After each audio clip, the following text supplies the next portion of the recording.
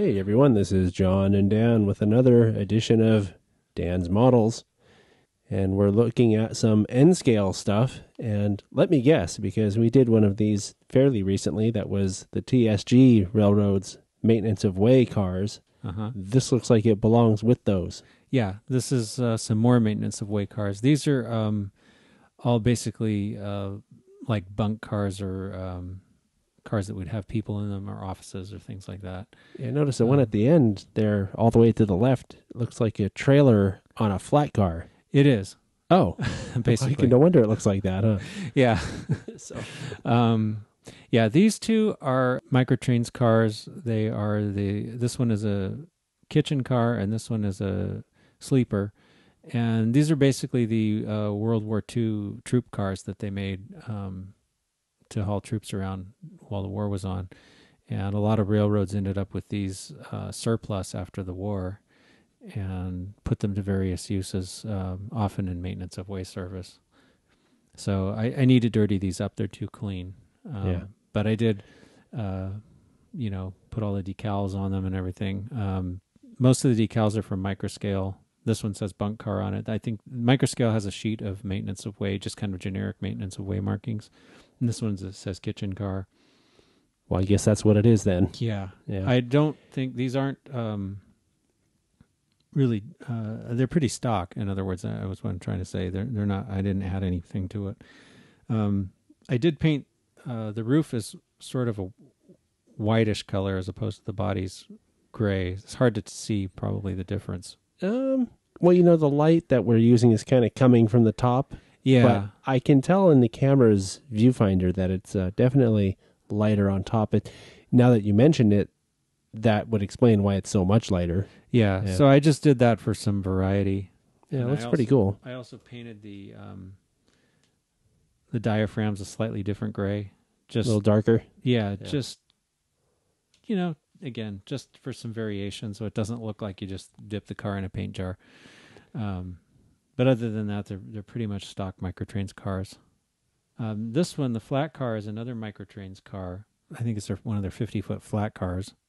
And I modified it by adding the trailer. And this is actually a truck trailer. Most of I have seen Norfolk Southern has some equipment that looks like this. And they actually use like a RV type trailer, more kind of a thing. Although some of them don't have a lot of windows, so maybe they're custom. But this is actually like either a container or a semi-truck trailer. But I put some window castings in the side. Are those skylights on top? Or those are air conditioning units. Oh, okay. These are from BLMA, I believe. And this is a little exhaust, which is actually a pinhead.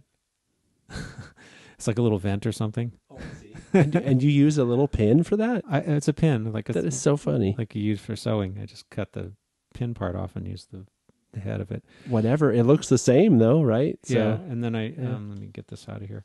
I added the railing, which is just some very small brass wire, and the uprights are more brass wire. I soldered them together and added those around the edge for, where people get on the car. Yeah, that's nice. So you can tell it's more to scale than what it would be, because I can imagine if that were something that were stock, they'd be making out of plastic and it would be a big, thick, clunky looking chunky thing. Yeah. And I also, there's some, it may be really hard to see, but the trailer's not actually directly on the flat car. It's mounted on some little wood slats, which is some very fine scale lumber. I don't know the exact size of it, but oh, I see. Yeah. That's how they would level it, right? Probably, yeah. Put shims under those or something. I'm pretty sure that's how some of the NS cars that I was looking at looked. I wasn't trying to model a specific car, but I was trying to make it look like something like that, kind of similar. Getting ideas. Yeah. And I also show the other side. I put the windows in different places on the other side of the trailer just for some variety. This car was originally painted black, decorated for some railroad, I don't remember. But what I did was, when I painted it gray, I took some masking tape and I masked over the data parts of the car and just left that original color. So it looks like it's been patch painted with the data, but it's actually was already there. I just masked over. It's like a reverse patching, yeah. So I thought that looked kind of neat. And then I just added all the other markings with decals. It's nice detail. Yeah, it is. It was a simple, easy thing to do. It makes it look like there's more work in it than there really is.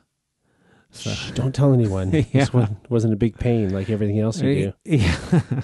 And these cars, they all have Fox Valley wheels. They're still the Microtrains trucks, but they all have Fox Valley wheels. So, and this actually has the, friction bearing trucks on it. So, but they're not in interchange service maintenance away cars, so that doesn't matter. I think for maintenance away, they can kind of do whatever they want. Hey, it's fictional too. You can do whatever you want. Yeah. Plus, it's also really tiny and hard to see. What matters the most is that we treat the workers, the maintenance of way workers, right? They have their own little kitchen and everything else. So, right. So enough BS. All right. Well, we'll catch you on the next edition of Dan's Models. Thanks for watching. Thanks.